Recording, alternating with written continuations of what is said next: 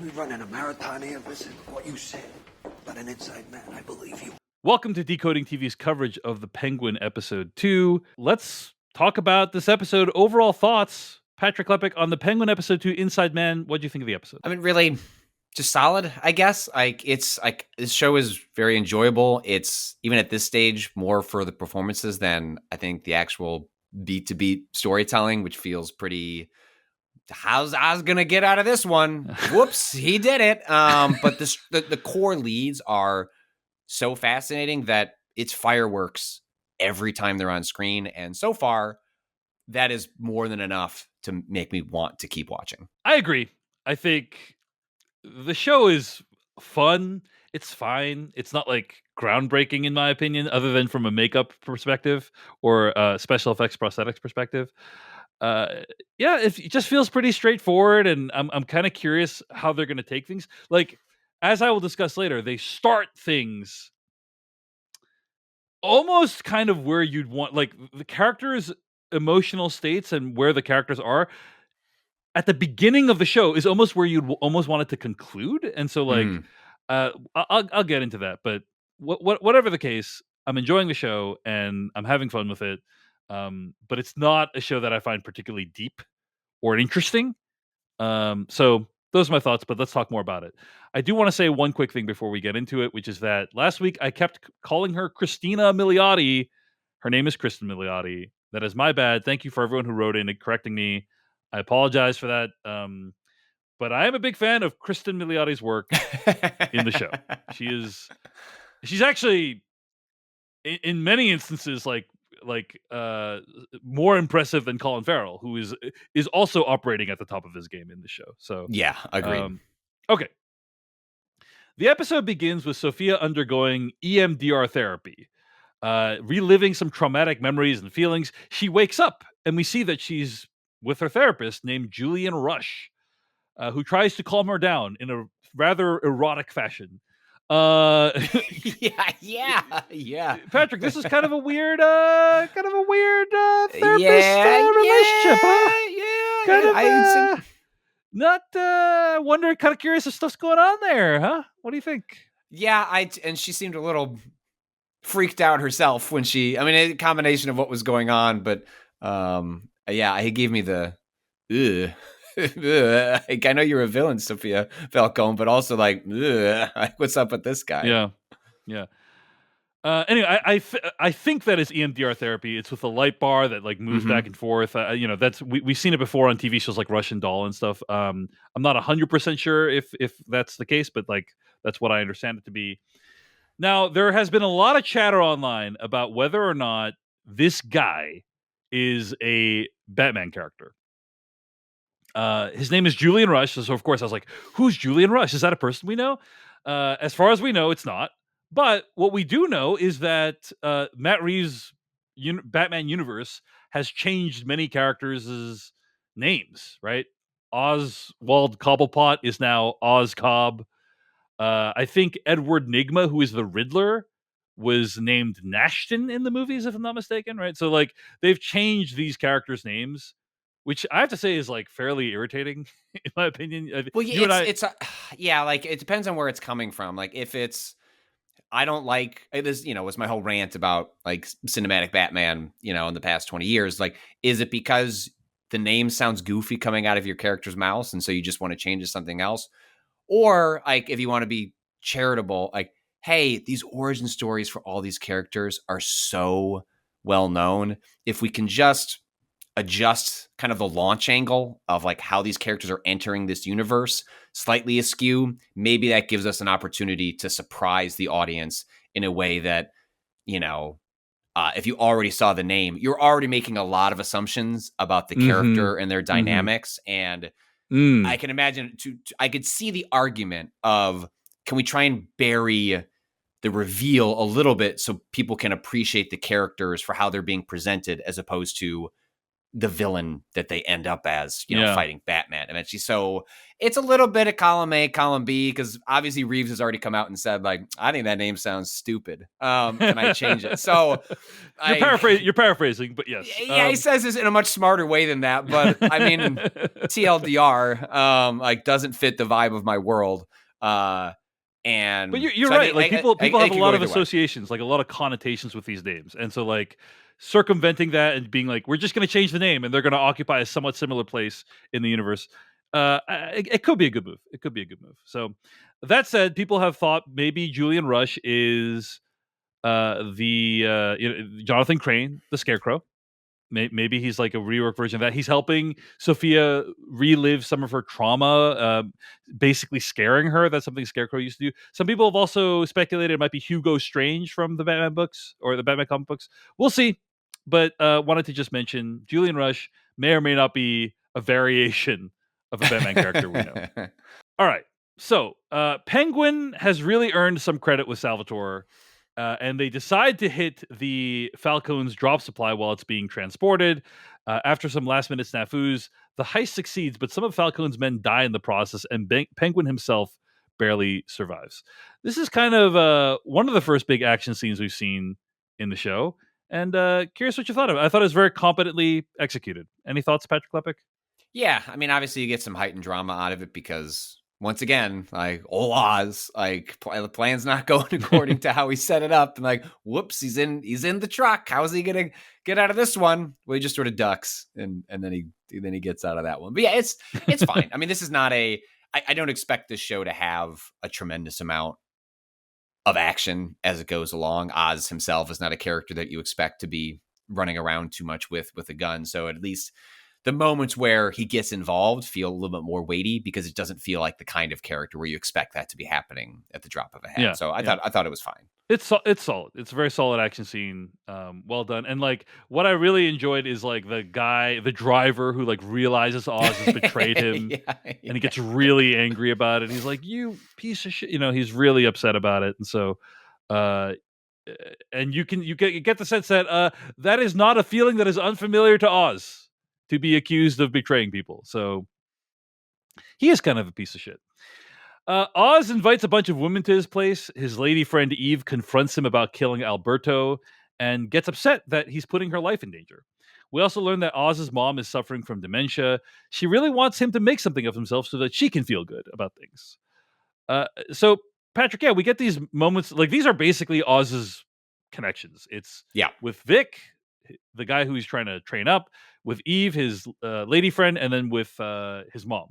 And I think these characters are meant to give their like some emotional stakes to the character of Oz. And I have a feeling at least one, two, if not two or all three of those characters are going to be pretty significantly imperiled during the course of the season. But yeah, I'm curious if you have any other. They to me currently still, like, while performed by very talented actors, they to me currently still feel like plot devices, like plot landmines that are going to go off in the future of like, oh wow, they figured it out and Eve has been kidnapped, but yeah, what do you think? Yeah, no, I'm with you. Like, as terrific as Colin Farrell's acting and obviously the prosthetics and effects that surround him that create the broader image of the Penguin, like, sly, maneuvering, clever Penguin is the one that I buy. Even if it, to a certain degree, even 2 episodes in, it's like, is this what's going to happen every episode? He's going to make wild mistakes, miscalculations, and assumptions that he then just slips his way out of. Like, I said that in the first episode. I'm worried that is going to stack over time and make the show feel increasingly incredulous. But yeah, none of these characters are like, even by the end of this episode, I don't think we've made real progress with Vic as being anything interesting other than, like you said, sort of a plot device. And these other characters very competently acted. Like, the actors are doing what's being asked of them on the page. But again, it just feels like scaffolding for Oz. And I mean that very specifically in the sense that, like, it's the scaffolding that is going to be knocked out, like, Right. over the course of the season. But I don't really buy them as genuine connections. It feels it feels forced in a way. Like I don't know how else to describe it except that I don't buy them as genuine connections, even if all like on the page, all the math is there, like with these actors doing the work, but ultimately it doesn't really add up too much of anything for me, other than exactly what you said, which is like, oh, you might die later. But beyond that, it's not. They're going for the Tony Soprano thing, right? And like it's not working for me in the same way. Yeah, okay. So I'm curious, like, what do you think that is? Why do you think you're not buying these? Really, I guess. Yeah, I'm kind of curious. I don't know if you have an answer for that, but like, I don't. I guess I want to give it more time. I think part of it is just like there's just not enough time with these ancillary characters. Like Penguin only interacts with them when it's sort of, it feels like plot convenient. Like, all right, we've got to go back to like this is the emotional stakes part of the episode, and it always feels like a detour from the actual arc of where the episode needs to end up, as opposed to. So if I was again like kind of the math problem, like it's like, all right, well, or it was a big pie, like well, we need 20% emotional stakes for Penguin, like where are we going to fit that in? All right, just have him drive to his mom's house, right.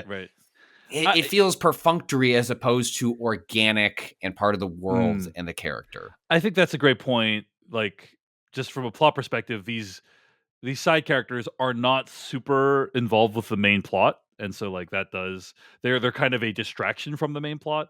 Also, the fact that it's only going to be 8 episodes, so you kind of like, as a viewer who is a host of this podcast, I'm like, why are they introducing these characters? Like, we only have 8 episodes, so they have to have some purpose, and that purpose is going to be they're going to be in danger and motivate some of Penguin's actions at some point, probably, right?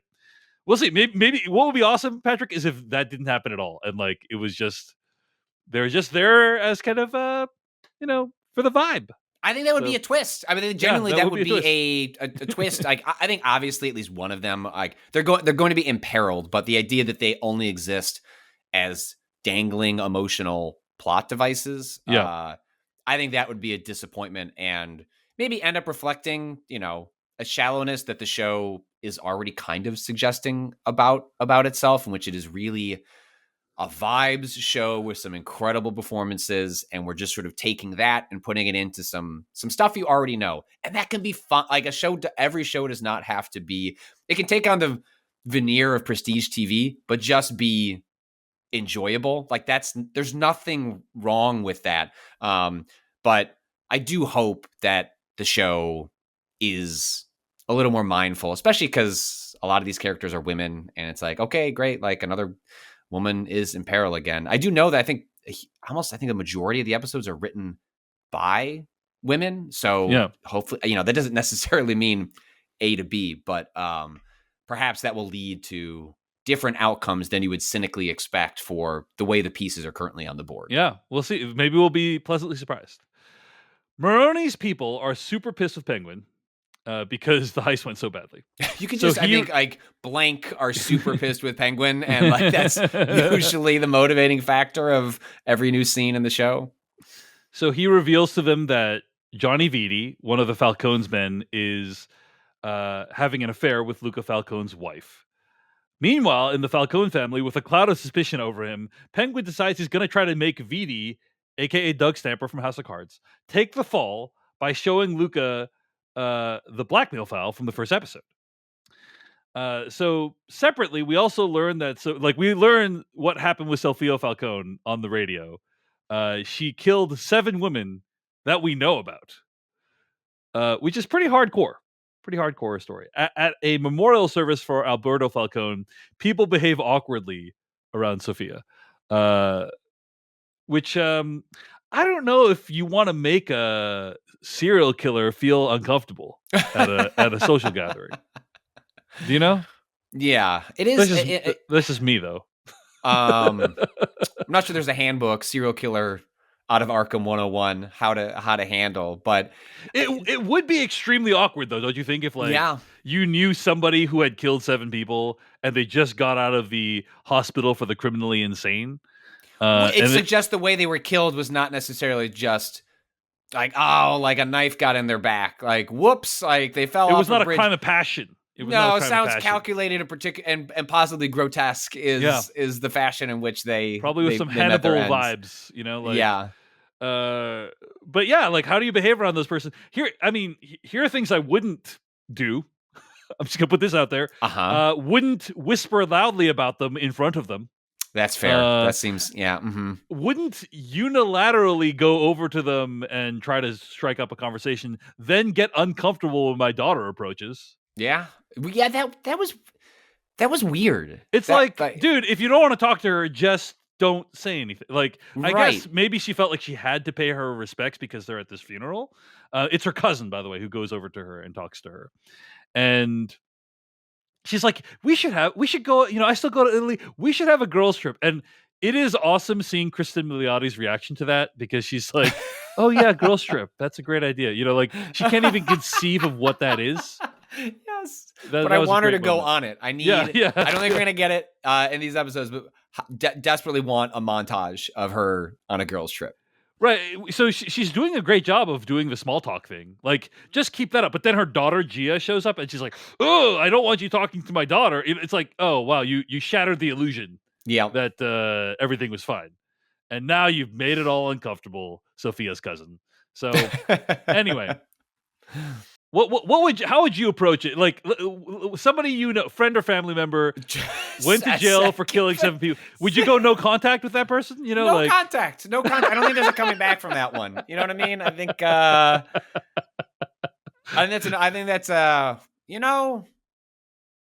well, I guess. What if you are both members of a high-profile crime family?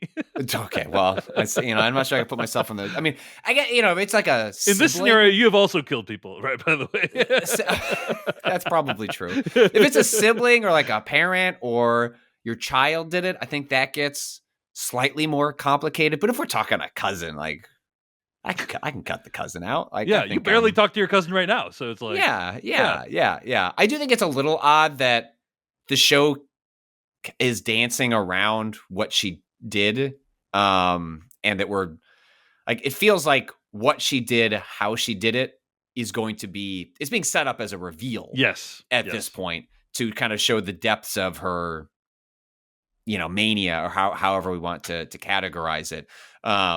And it feels a little like there was I assume a trial. She went to jail. Like, it's all public knowledge, but the audience is just being kept out of the loop. Like, I can't pull up a Wikipedia page in Gotham and like figure out like why she went to jail. But for the audience, we're just being kept in the dark on what she did, and we're just not talking about it.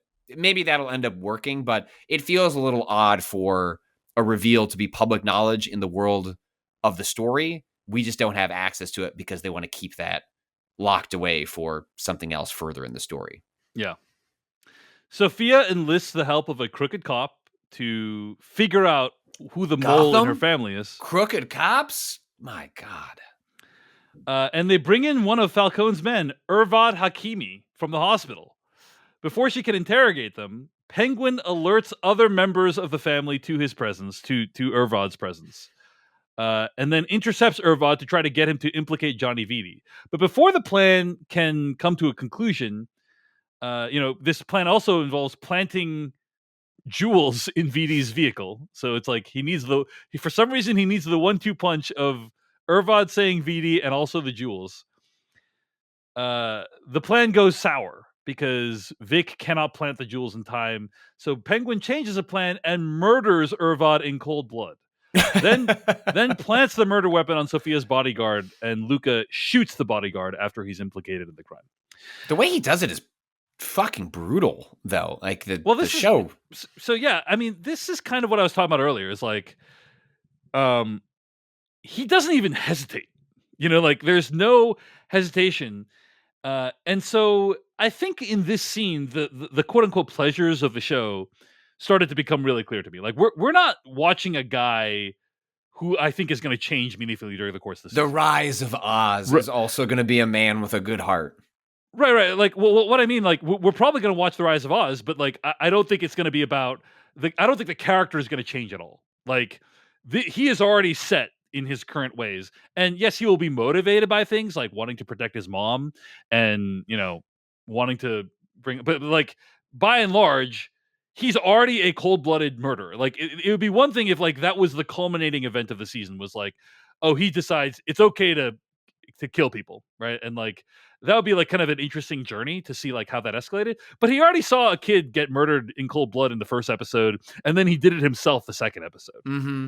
I mean, and so there's a way of flipping what we were talking about before, where would it, if the show is setting up a bunch of chess pieces in a normal formula, which would be these are the women or people in Oz's life, Vic, who's the woman, his kind of like lover on the side, Eve, and his mother, you would normally think like, oh, these are going to be emotional landmines that are used by the Falcone, Sophia Falcone, probably specifically, to drive him off. Like that's what's going to make him finally snap. Right. And I think actually what is presented, this murder that he commits, what maybe one way you flip that is that he will do literally anything to get himself out of a situation. Yeah. He'll sacrifice all the people that seemingly are emotional motivations in his life to get what he's actually after. And that those all may be emotional mines for the show to step on.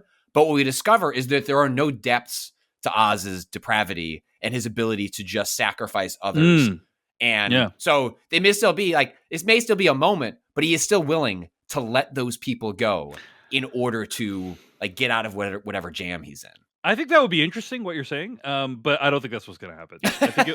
I think it will be like pretty conventional, which is like, but this is like watching, Littlefinger from Game of Thrones. This would be like a show about Littlefinger from Game of Thrones, like navigating the underworld. Like Littlefinger is a fully baked character. Like that character is not, he just knows how to get himself out of jams and like knows everything.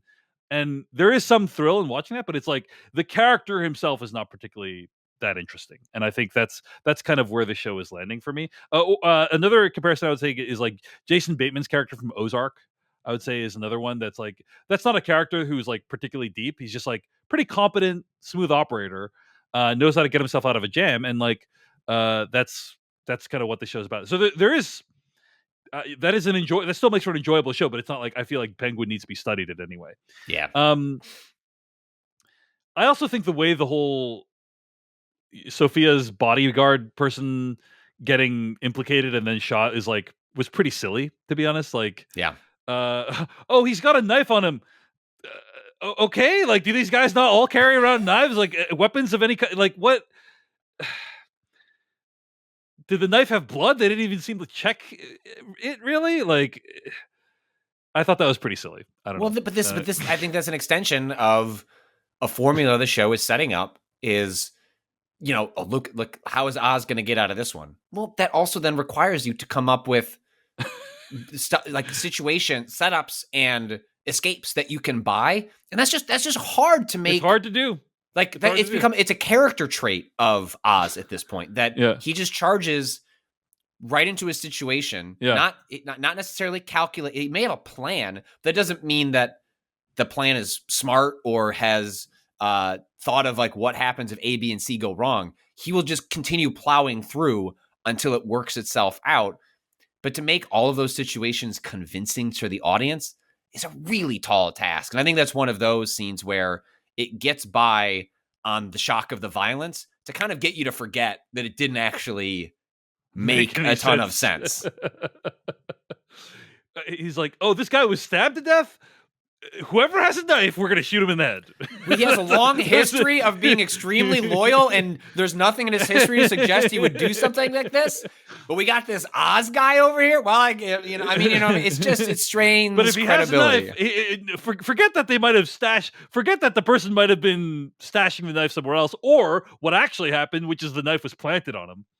Well, anyway. and by taking it away from Sophia Falcone, like, they're presenting her as she could do anything at any time. And at least that, like, when you present a character that way with an air of such dark violence, if she was to do something, I can at least buy that a little more. Right, like if it was like an impulsive decision. Yes. Where they're like, okay, we found a knife on the guy. Well, let's talk this out and have a trial or whatever the mafia version of that is. But And then if she was to take and the then knife she's and like, stab him in the yeah, neck or yeah, something, yeah, it's like, yeah, okay, yeah. you set her up as yeah. as a psychopath. Like of course she would do something impulsive related to trying to get revenge related. Like that informs the Yeah. core of the character as it's presented in the show. And here, at least that would let you sidestep some of the messiness of the why in the situation. To be fair, they do make the deprivation of killing her own guy one of the motivating factors for like Yeah. what happens at the end of the episode, right? So anyway, Penguin and Vic clean up the bodies. And then Sophia is sent away by Luca, but rather than obeying Luca's orders, she vows revenge and asks if Penguin wants to join her as the episode comes to a close. So, hey, seeing Penguin and Sophia chop it up and have plans and machinations, I think that could be fun and enjoyable. So That's it's funny because having a team up like that feels like the thing you get at the end of the season. right. Where like they're at each other's throats, like so many bodies in their wake. And at the end, they both realize, what if we did this together? Cut to black, like see you in the Batman 2 or season 2 of the Right. Penguin or whatever. And I gotta admit, I got to the end, I'm like, I'm shocked this show is it understands, and it's obviously elevated by the performances, but it understands what's the most enjoyable part of the show, which is these two characters on screen, Right. and especially together. And I'm sure they'll go off on their own little adventures and there'll be ups and downs to the relationship. But end of episode 2 being like, we know what you're here for, and we're going to put these two in a room together a lot. It does suggest like a lot of entertainment to follow, however formulaic the show might actually be structurally. Well, I think the show is going to be about the two of them kind of working together to take down the Falcons, but also she will eventually discover Oh yeah, Oz's treachery, and there's going to be a big confrontation. Like that is what it's building up to now. Of course. And I actually think that's a more interesting choice. Is like rather than they're fighting each other the whole season and then a big confrontation, it's like they're working together the whole season and then a big confrontation. And it's obvious. It's okay for like the arc of characters and where they're going to end up. In some ways, that makes it kind of exciting. Like, well, how I know where this ends. How do we get there? Which can make hopefully the middle, like the bulk of the storytelling of the season, like kind of interesting. It's like, okay, I'm just waiting for Oz to slip up and for her to figure it out. When is that going to happen? Indeed. Well, we will find out as the Penguin continues to evolve. Hey everyone, David Chen here. Thank you so much for watching that video from Decoding TV. If you want to get an audio version of the show, all you got to do is go to podcast.decodingtv.com. And if you want to support what we do, get ad-free episodes of the podcast and also bonus episodes of the podcast, go to decodingtv.com and become a paid member. Of course, you can also like and subscribe for more. We appreciate it. Thanks. See you later.